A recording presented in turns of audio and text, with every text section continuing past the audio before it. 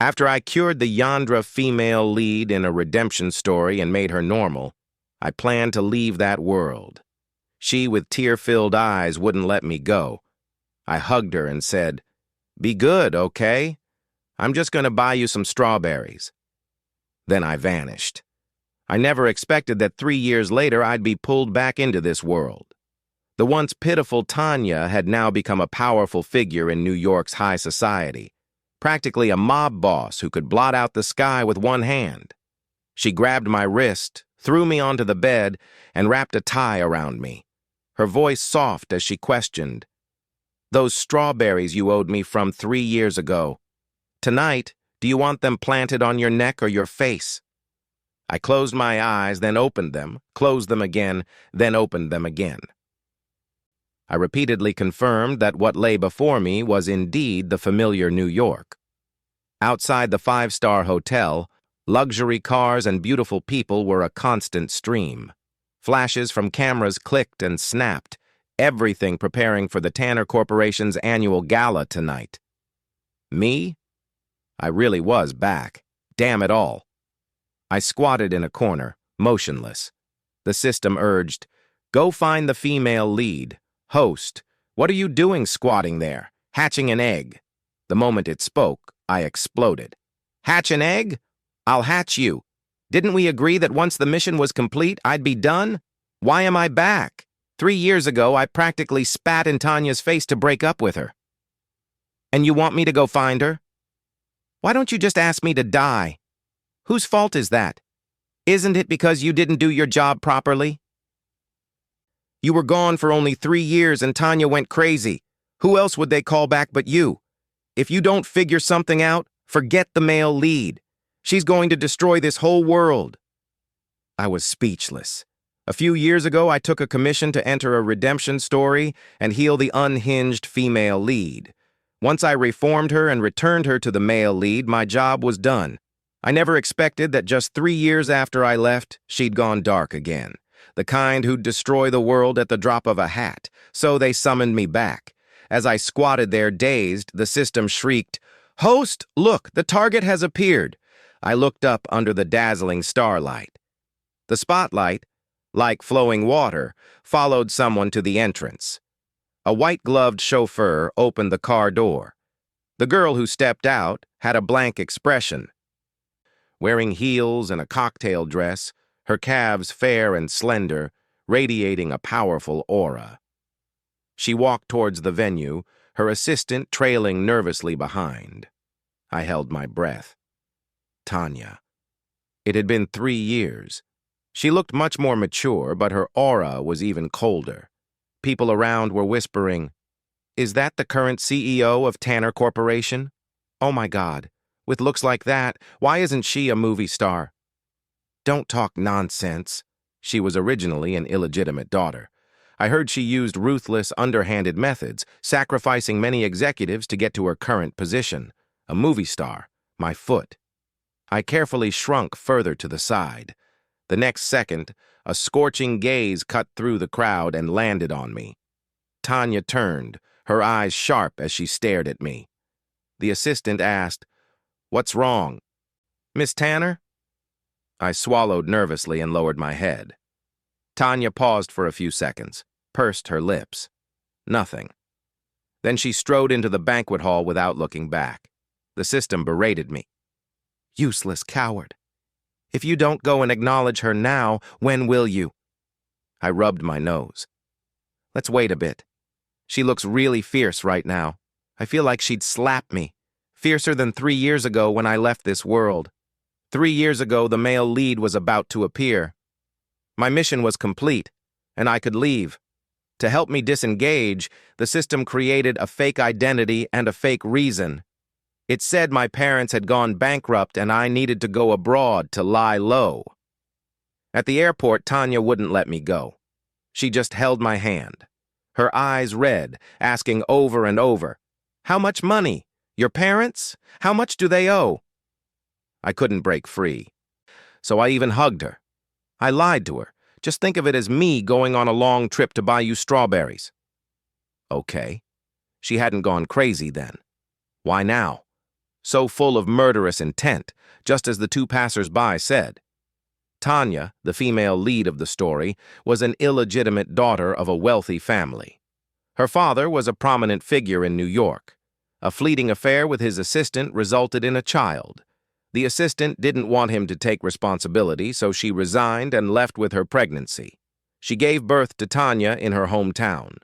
But not long after, the assistant died of illness, and Tanya's parentage became public.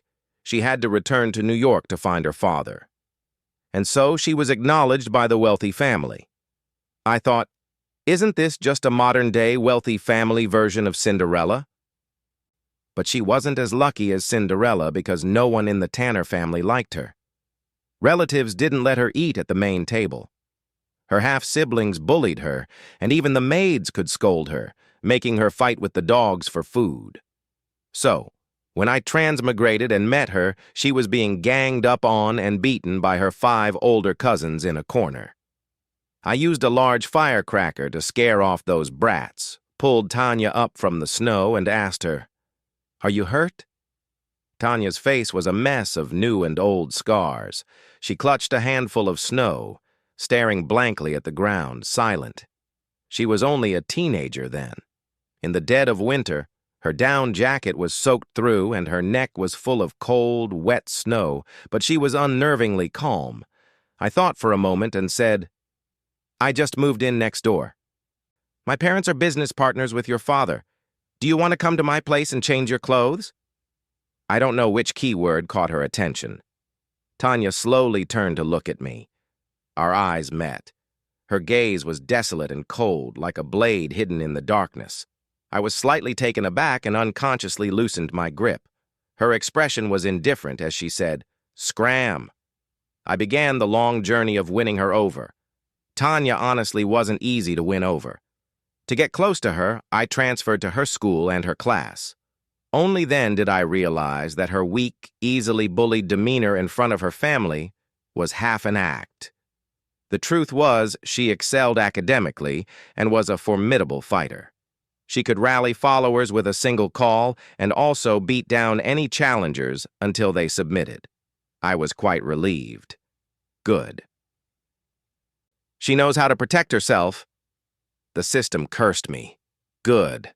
My ass. In a few more years, she'll start killing people. Oh, right. My mission was to prevent her from developing an antisocial personality. So I started trying to influence her. When the teacher formed study groups and she was left out, I immediately ran over and took her hand. "I can be in your group, Tanya." During the spring outing, when the teacher told everyone not to wander off alone and she was again left out, I immediately ran over. "Let's stick together, Tanya. I can fight a kangaroo. You won't lose out by having me." First, Tanya ignored me. Later, when she got annoyed, she'd gift me with a few words like, "Scram! Stop following me. Go play somewhere else." I didn't care much. If I couldn't influence her in a day or two, so be it. After all, there was still plenty of time.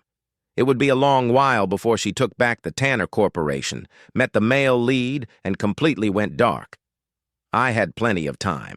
So over the years, through changing seasons, I followed her like a tail. With me around, she was no longer pinned down and beaten by her cousins. No one stepped on her face with their shoes anymore. No teacher falsely accused her of stealing at school or publicly humiliated her for having a mother but no upbringing. Later still, when she started her own business, I also helped her avoid a drug scandal, a scandalous headline, and humiliation from her family. She regained control of the company, and her career gradually got on track. Next, as long as she got together with the male lead, she would have a blissful life in every sense of the word. But why did she still go dark? I squatted on the ground, unable to figure it out, but my legs were numb and I was hungry. I decided to sneak into the venue for some food first. Today was the Tanner Corporation's annual gala. Tanya sat at the main table with people toasting her round after round. She occasionally graced them by touching her glass, but mostly didn't drink. Across the crowd, I caught a glimpse of her indifferent expression. Careless, I asked, She's already reclaimed the Tanner Corporation. She won't be bullied anymore. Why is she still unhappy? The system replied, "How would I know? Go over and ask her." I didn't go, but I saw an intern go over. A young, shy face holding a glass of red wine with both hands. "Miss Tanner, I'm this year's intern, Mr. Roberts' son. Do you remember me?" "I'd like to toast you." Tanya propped up her chin, paused, then turned her head. There was no smile in her eyes. "Mr. Roberts?" "Yes, we met at the birthday banquet last year." "No impression," she interrupted. "I don't remember ugly people." The young man stood frozen. I shook my head inside. 3 years, and she's still so venomous. But where's the male lead? Why isn't she with the male lead? The system was silent. The next second, that intern surnamed Roberts lost his footing, stumbled, and spilled red wine on Tanya. Tanya, quick-witted, shielded her left wrist. A collective gasp went through the crowd. The assistant quickly pulled him away cautiously. "Miss Tanner, are you all right? He didn't mean it. Let me accompany you to change your dress." Tanya's gaze swept over the intern, her expression turning gloomy. But she didn't lash out. She left with her assistant without a word. The tense atmosphere in the hall finally began to ease. I wondered why she was covering her left hand. A passerby overheard and kindly answered, "Oh, the bracelet her husband gave her. It's said to be a string of Buddhist beads. She treasures it, never lets anyone touch it." Her previous assistant was clueless and once spilled some water on it. She almost strangled the person. I, with a small cake in my mouth, froze on the spot. Husband, but the string of Buddhist beads on her wrist. I gave her that. I thought either the passerby was mistaken or the Buddhist beads she was wearing now weren't the ones I gave her. I sat in the hall contemplating while furiously devouring 10 strawberry mini cakes. Once full, I randomly grabbed an employee wearing a name tag and asked, "Is there a guy named Ethan in your company?" Hearing the name, the person's expression became subtle. "Never seen him." They hastily threw down those 3 words and ran off. I grabbed a second person and asked the same question. "Have you seen Ethan?" Person B looked conflicted, hesitant, but also shook their head. "No, no." I asked 5 people in a row, and all said they hadn't seen him. Strange. Ethan was the male lead, the future son-in-law of the Tanner family. He should have met Tanya 3 years ago and fallen head over heels in love with her. How could no one have seen him? I pondered, starting on my 11th strawberry mini cake. The lights in the venue suddenly dimmed. The host walked onto the stage, smilingly addressing everyone. "Our CEO Tanya is in a good mood tonight and wants to play a game with everyone. Now, could everyone present please close your eyes? I'll count to 15, then you can open them." "All right." The lighting was very dim. I didn't know what they were up to, but the girls around me successively closed their eyes. I hesitated for a moment and closed my eyes too. The next second, I felt a familiar presence stop beside me. A hand forcefully gripped my wrist. "Chase," Tanya enunciated each syllable, her warm breath falling on my ear. "Is that you? Are you back?" My heart skipped a beat. My body recognized her presence before my mind did. I subconsciously tried to run. "I'm not." Escape failed. The next moment, an overwhelming warmth enveloped me. Tanya buried her face in my chest, her arms wrapped around my waist, holding me tight. "Chase." The lights were dim. Her voice trembled almost imperceptibly. "Don't move. Let me hold you for a bit." I was momentarily stunned, my mind buzzing, instantly panicking. I quickly reached out to push her. "No, Tanya, be normal, your boyfriend is watching." Although I had no idea where Ethan, who was supposed to be with her, was. The next second, where our skin touched, I felt a damp heat. She pulled open my collar and kissed my neck. Then, like a vampire, she took a small bite. "Chase." The humility in her voice had vanished. No one dares to mention the word boyfriend in front of me anymore, because everyone in the Tanner Corporation knows I only have one husband whose whereabouts are unknown. Her hand moved downwards, and she asked in a low voice, "You brought this up? Are you asking to be dealt with by me tonight?" I froze like a corpse, too scared to move a muscle. No. What did she mean? 3 years apart, and Tanya was back to talking about life and death. 15 seconds felt incredibly long. Tanya, like a ghost absorbing life force, finally, slowly let go after holding me enough. The lights in the front row came on, and a spotlight suddenly hit me. "Wow, surprise," the host announced gleefully.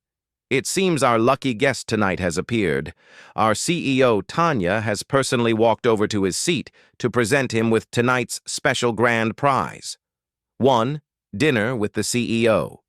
2. A tour of the CEO's office. 3. A tour of the CEO's private collection of luminous watches at her home. All right, let's give him a round of applause." The entire venue erupted in thunderous applause. Passers-by cast looks of either sympathy or good luck. Me? I was utterly confused. Now, what kind of lucky guest is this? Shouldn't there be a draw? How about this? I'll give up my spot. Let's have a draw for everyone to liven things up. Wow, it seems our lucky gentleman tonight is so overjoyed. He started talking nonsense. The host interrupted. "Quick, let our security team escort him downstairs to rest before I could object." 4 burly bodyguards in black suits appeared from nowhere and swiftly escorted me out of the banquet hall. Tanya sat there nonchalantly adjusting her skirt.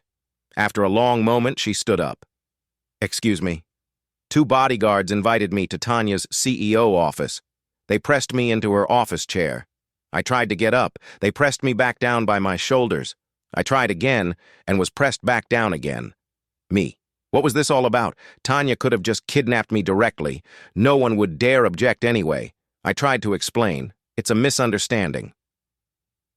"Miss Tanner and we don't have the kind of relationship you're imagining. Actually, I'm her godfather, or you could understand it as I'm her father." Before I finished speaking, a hot and cold laugh came from the doorway. "I sent my father to prison last year. He's still squatting there. Are you sure?" I sharply looked up. Tanya. Her expression was indifferent. She gestured to the 4 bodyguards. "Out!" The 4, resembling double-door refrigerators, nodded at her and withdrew from the office. I sat weak, pitiful, and helpless in the office chair, not daring to move, watching Tanya walk towards me, step by step. The CEO's office was on the 20th floor. Outside the huge floor-to-ceiling windows was the bustling cityscape of New York. Tanya unhurriedly removed the shawl from her dress as she walked. Then she started taking off her necklace, then her watch. Alarm bells went off in my head. "Tanya, what are you doing?" Don't think I haven't read the original story. Every time the female lead makes this move, it means she's about to get intimate. The next second, she stopped in front of me. Both hands landed on the armrests of the chair, leaning in. "Now you call me Tanya?" Her voice was cool. "Weren't you pretending not to know me in the hall just now?" Her fresh scent pressed down on me. I tried hard to shrink back. "No, I wasn't pretending. I was just passing by. You look so rich now. I didn't dare to recognize you." "Is that so?" Tanya clearly didn't believe me. "Don't hide, Chase." "Me? Where have you been these past few years?" Where had I been? After we parted at the airport 3 years ago, I never appeared again. After I left the world, Ethan was supposed to dilute Tanya's memories of me. So, I spent my days sunbathing on the beach and clubbing in bars. But I didn't dare say that. I mumbled, "I've been on the run, secretly thinking of you every day." Tanya's hand paused. The system suddenly shouted, "Host!" Tanya's corruption level dropped by 1 point. "Me? Are you trying to kill me?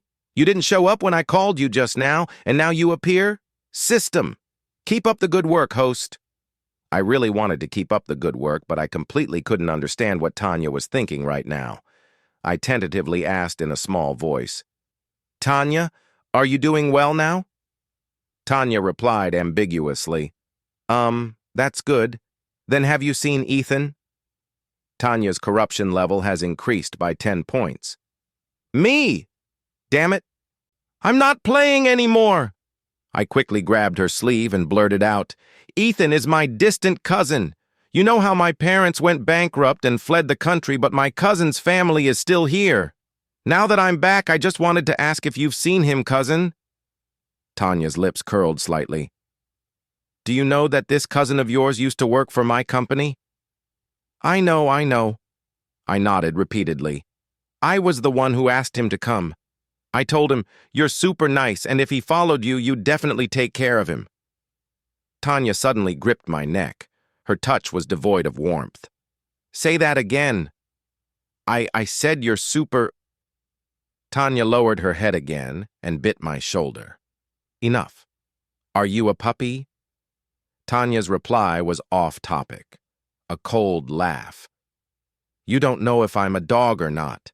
It must have been hard for you, vanishing into thin air but not forgetting to send a man my way." With that, she released the chair. "Want to see Ethan?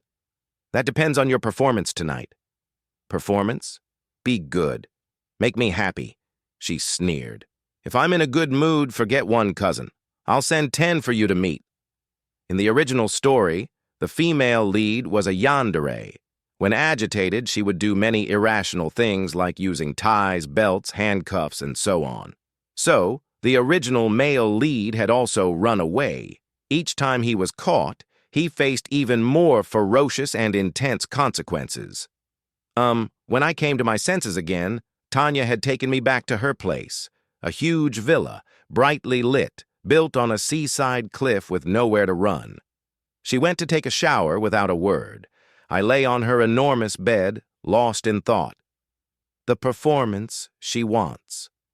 It can't be the kind of performance I'm thinking of, right, system? I see the dirty thoughts in your head. Well, there's no other way. Why don't you give it a try? Try my ass. The female lead is supposed to be fiercely loyal and devoted to the male lead. Him and only him. If I mess this up and she kills me, then what? From what I see, even if you don't mess up, she still wants to kill you. Host, what did you say to Tanya in the car? Why is her corruption level still rising? In the car. She was expressionless, motionless, and silent. I just kept chattering. For example, did you have a fight with Ethan? Boys are simple-minded. Just coax him a bit and it'll be fine. Why aren't you talking? Don't you know how to coax? Let me teach you how to coax. Try calling me sweetie first. Let me hear it. System. The bathroom door clicked softly. Tanya, wrapped in a towel, her silhouette curved on the glass. "System, host, you're on your own," I shrieked. "Wait, don't go! System!" Tanya turned off the bathroom light. Step by step, she was already in front of me. I held my breath regardless of what was appropriate to think. Her figure was ridiculously good. Her hair wasn't dry yet. Water dripped down along her neck into the curves of her chest. She sat down expressionlessly on the edge of the bed and casually tossed a hairdryer at me. "Dry my hair." I sat up and turned on the hairdryer. After blowing for a bit, I couldn't quite reach the top of her head. "Lower your head a bit." Tanya didn't speak, but cooperatively lowered her head slightly. "Me a bit lower." She lowered it again. "Me still can't reach." "Why don't you lie on the floor?" The last 2 words remained unsaid. Tanya suddenly reached out and hugged me. "Chase," she asked, "why did you leave me?" "Why?" "Because I'm not the male lead. I shouldn't be with her." I threw caution to the wind. "Because I don't like you." I waited for 2 seconds but heard no system notification. Strange. This wouldn't make her corruption level rise.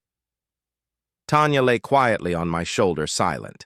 I tentatively said again, "Because I'm poor, I'm not good enough for you." The system remained silent. "Fine," I said loudly. "Because of Ethan. System host. The female lead's corruption level is skyrocketing again. Me? No. So, what makes her corruption level skyrocket is Ethan. That night, in the end, Tanya did nothing. She didn't ask me to dry her hair again. She just quietly held my waist and slept all night. The next morning when I woke up, the bedside was empty. Downstairs, the maids greeted me gently when they saw me. "Good morning, sir. Did you sleep well last night?" A giant question mark appeared above my head. "Sir, who is calling me?" "Me? You've got the wrong person. Don't call me that." "All right, sir. What would you like for breakfast?" "Me. Lobster, crab, and leopard coral grouper." Half an hour later, I was sitting in the dining room slurping crab roe. By the fifth crab, Tanya returned. I thought all night but couldn't figure out why the male lead would cause the female lead's corruption level to skyrocket, so I wasn't really in the mood to talk to her. I didn't move. Tanya took off her coat and walked straight towards me. "Chase me." Change your clothes. Accompany me to a wedding this afternoon. You're a CEO now." "Can't you even find someone to accompany you to a wedding?" "Who am I to you that you'd ask me?" Since talking nonsense wouldn't make her go dark, I started giving random replies. "Right," Tanya sneered. "The person I like doesn't like me back. Are you going or not? If not, I'll break your legs." "Me?" I obediently changed into a suit. In the evening, as I accompanied her to the banquet hall, I rolled down the window of the sports car. The sunset was beautiful, the sea breeze moist. I didn't see Tanya's gaze resting on me from behind. The system suddenly prompted, "Host, the female lead's corruption level has dropped." I wasn't interested. Another 1-point drop. Every time it rises, it's by tens or hundreds. What's the use of a 1 or 2-point drop? "No, it's been dropping continuously since you changed your clothes." A guess suddenly formed in my mind. I turned back. Tanya. Tanya feigned a lazy lift of her eyelids. Before she could react, I quickly grabbed her hand. "Are you cold?" Then our fingers intertwined. System. Holy crap. Her corruption level dropped by 30. Tanya was clearly stunned for a moment, but she didn't pull away. She averted her gaze. "Cold. It's 82 degrees today." "You can't be cold," I said with a grin. "Then if I hold your hand, you won't be cold anymore." Tanya pursed her lips, silent. We walked hand in hand like that all the way. Half an hour later, the Cullinan stopped at the entrance of the banquet hall. I let go of her, was about to get out of the car, then suddenly remembered something and turned back. "By the way, Tanya," I leaned towards her abruptly. She was caught off guard. I stopped just in front of her. "Your dress is wrinkled. Let me fix it for you." My hands landed on her shoulders, very slowly smoothing her collar and hair. Our breaths mingled. Tanya held her breath. Her body stiffened. System host. The female lead's corruption level dropped by 80. Great. The drop is encouraging. Encouraging my ass. Is it possible that my guess was confirmed? I was relieved and also resigned.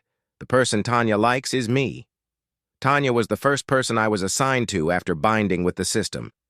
My goal was to help her establish a correct worldview, let her feel the warmth of humanity, and prevent her from becoming a psychopath. Nothing else. So I was very careful about boundaries. I always kept a distance from her and never did anything out of line.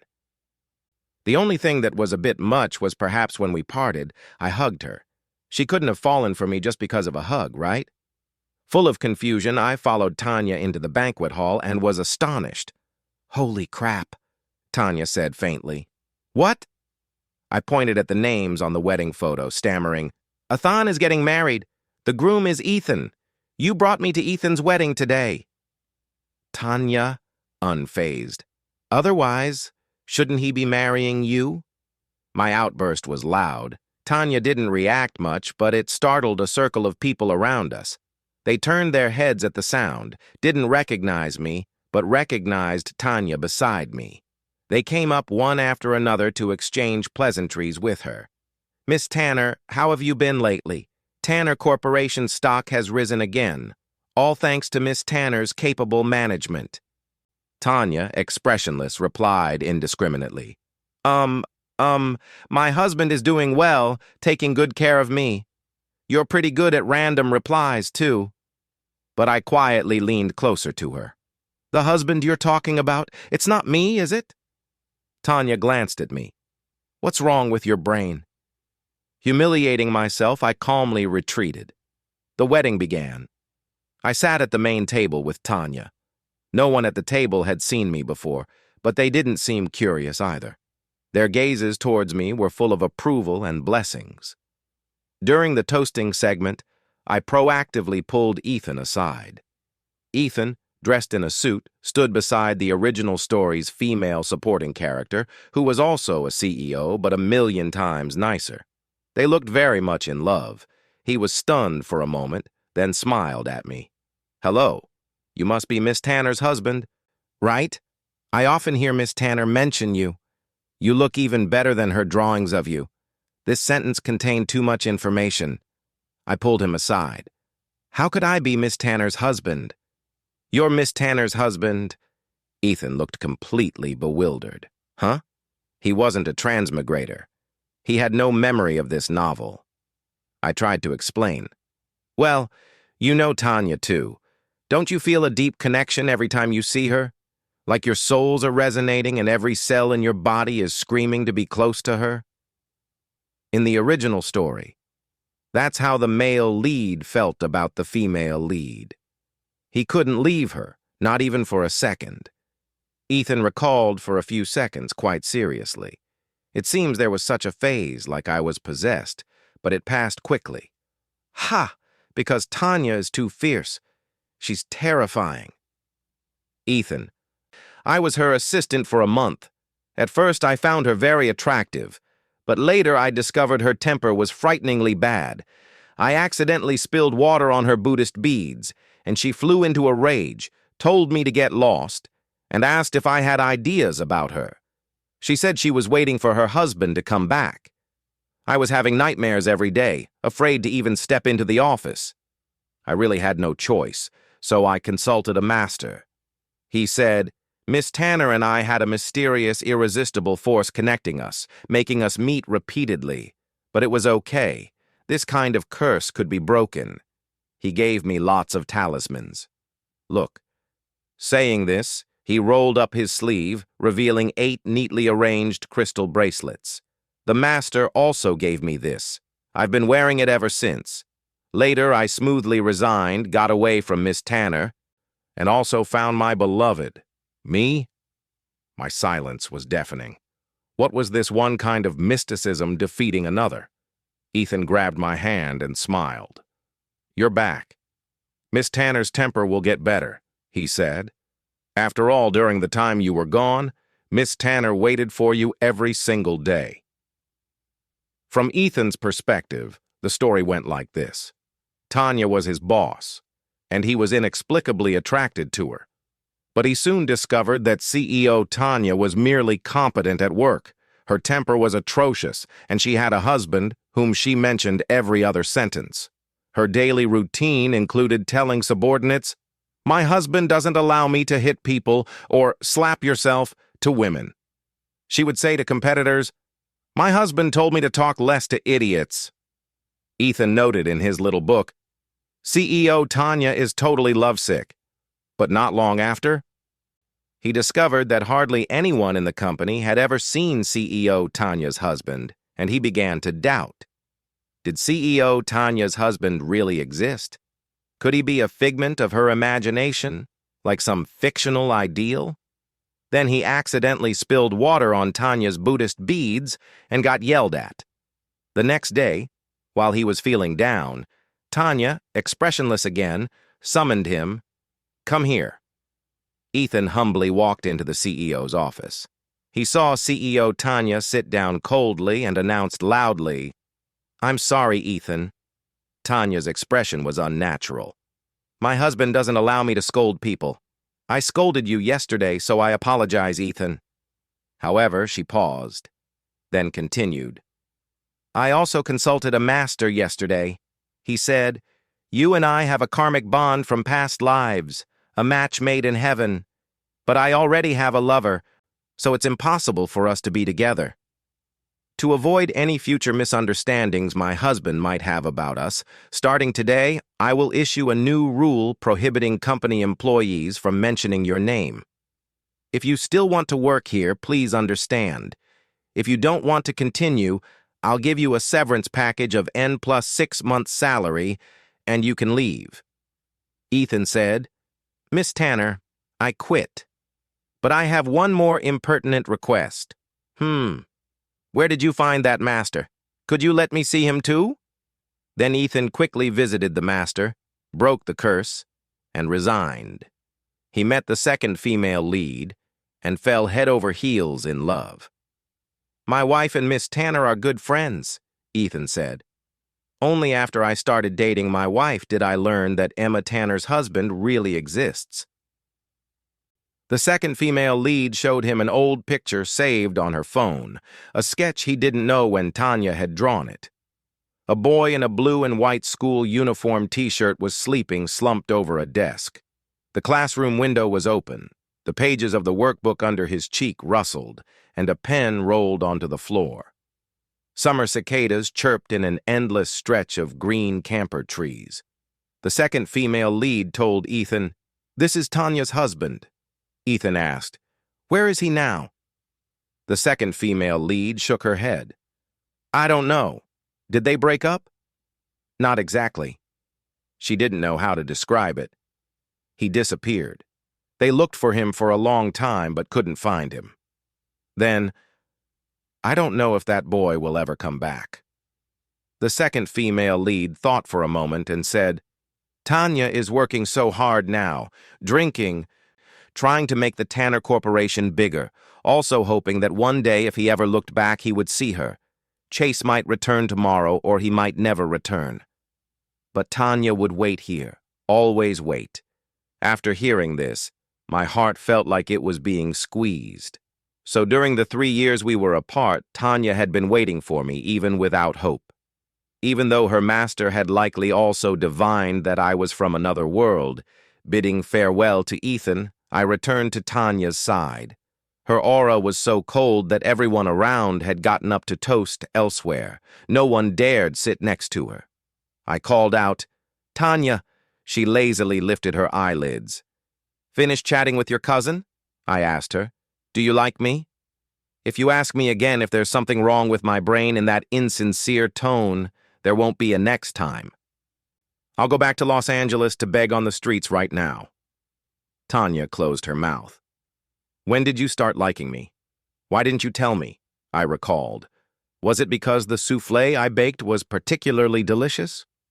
Or because when the teacher falsely accused you of stealing, I was the only one who stood up for you? Oh, or maybe it's simply because I'm good-looking. Even Ethan praised me for being handsome. Tanya's face was cold. "Why don't you go ask Ethan? I see you like him a lot. Can't go 3 sentences without mentioning him. He is indeed cute and likable." Ouch. My face was pinched. "Okay, I won't talk about him." I instantly turned into a sycophant. "You're the cutest, you're the cutest." She pinched even harder. "Ow, ow," I mumbled. "I don't like him, I like you the most." Tanya chuckled. She loosened her grip slightly, then stood on tiptoe and gave me a peck, a light touch.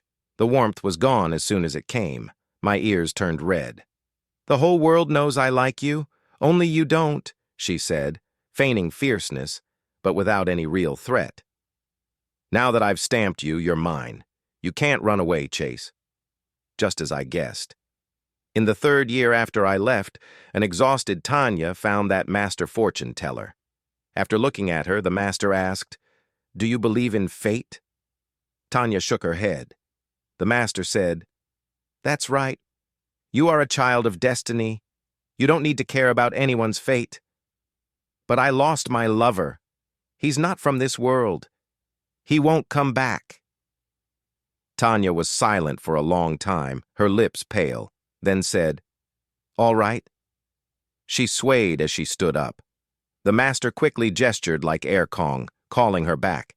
But if you pay more, there are ways. A few months later, at the annual gala, I descended from the heavens and appeared by her side. On the way back, the night flowed like water. I played with the pinky ring on Tanya's hand and asked her, "So, starting 3 years ago, you told everyone in the company that I was your husband?" And you even showed them my picture?" You had a crush on me for so long, but didn't even dare to say you liked me. You colluded with so many people at the annual gala just to trick an innocent young man like me. Have you no shame?" Tanya looked up and bit my lip. The kiss was so sudden that when we parted, my mind was blank. "Where was I?" She was very certain. "You were talking about why you disappeared for 3 whole years. "Oh, right. Do you know about the system? I was a dead person. In my original world, I had already died. After death, I bound with this system. The mission reward was to live a few more years." Tanya listened quietly throughout. After I finished, I thought she would ask, "During the time you were guiding me, did you ever fall in love with me?" But she didn't. She was silent for a long time, then only asked, "During those 3 years apart, were you okay? Did your parents really owe a lot of money? Did the creditors find you?" I shook my head. "No, I was doing very well." Tanya looked at me deeply. Suddenly she said softly, "Chase, I went to Los Angeles looking for you. I didn't find your family, but I found one of your relatives. He couldn't tell me your whereabouts, so I beat him up. Then he changed his story and said, 'Your parents owed too much money and sold you into prostitution for $100 a pop.'" "Me?" I didn't believe him, so I broke 2 of his fingers. Then I turned the red light district upside down, but still couldn't find you. It was from that point on that she began to use the unseen underground power of the Tanner Corporation. Step by step, she became the formidable CEO Tanya that everyone later feared. I hugged her tightly. "He lied to you." "I'm fine.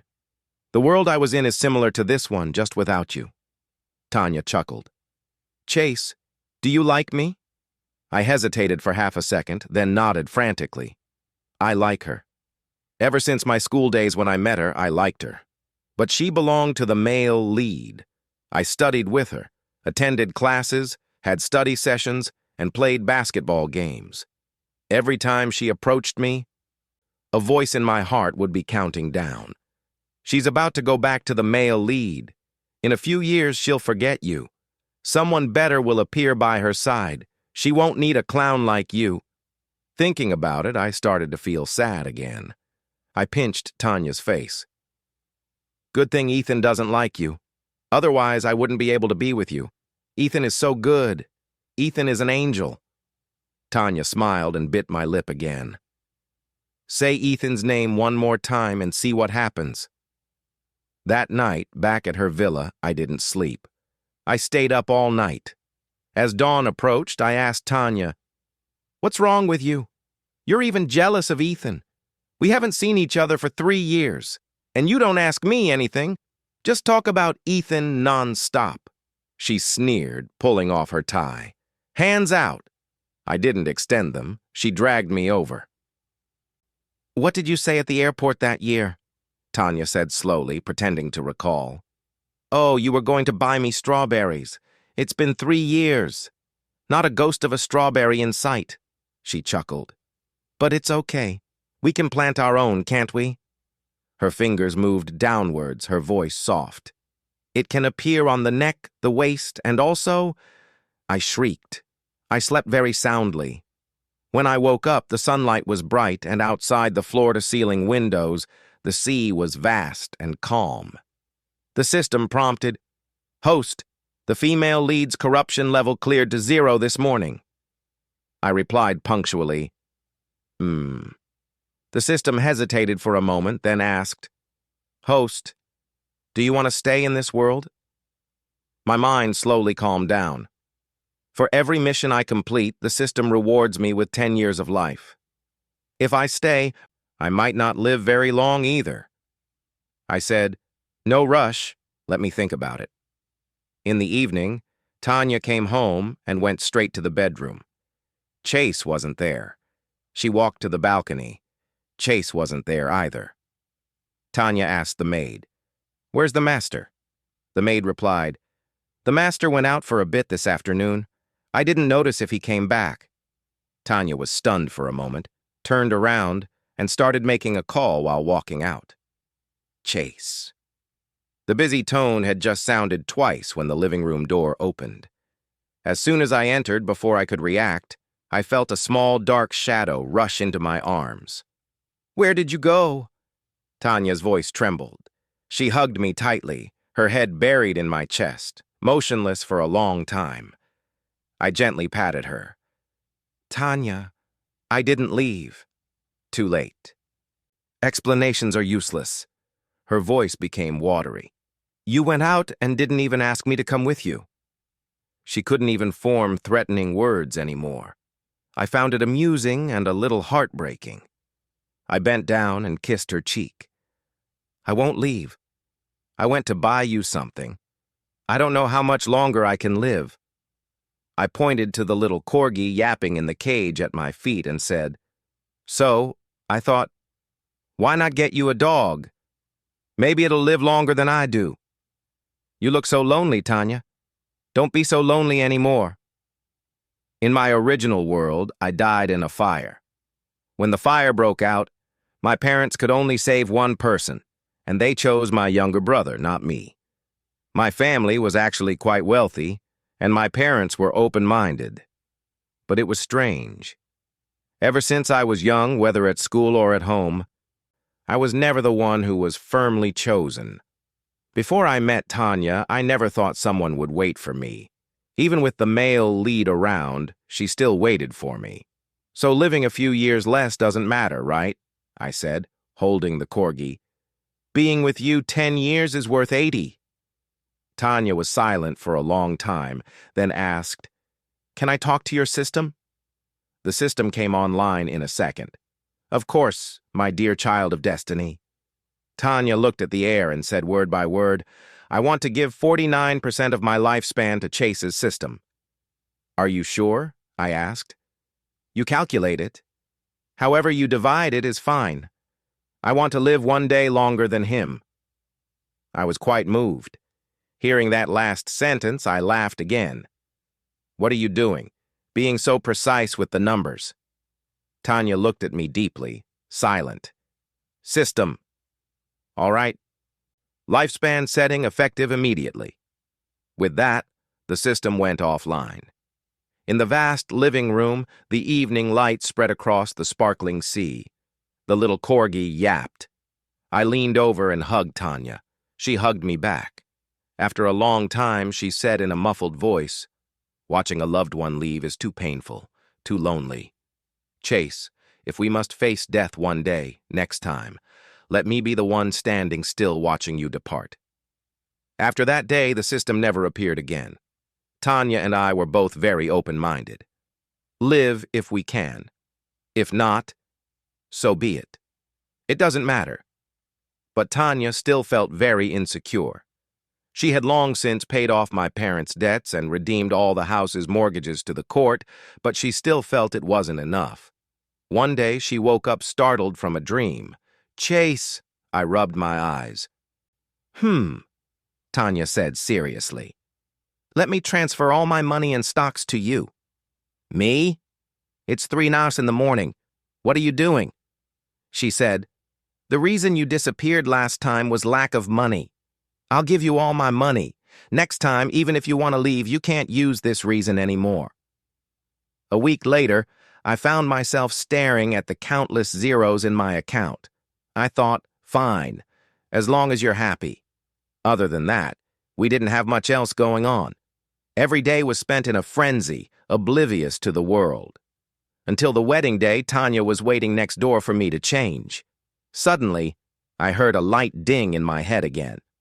"System host, there's something I forgot to tell you. Our missions are divided into basic and advanced.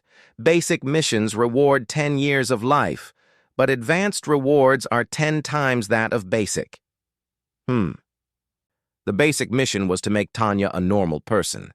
The system paused, then said, "The advanced mission is to make both Tanya and Ethan happy." I was stunned. I caught a glimpse of Tanya's shadow at the door. Hair like a waterfall, a long white dress holding a bouquet, like a teenage girl during a class break, impatiently waking me up. "Class is starting. Wake up."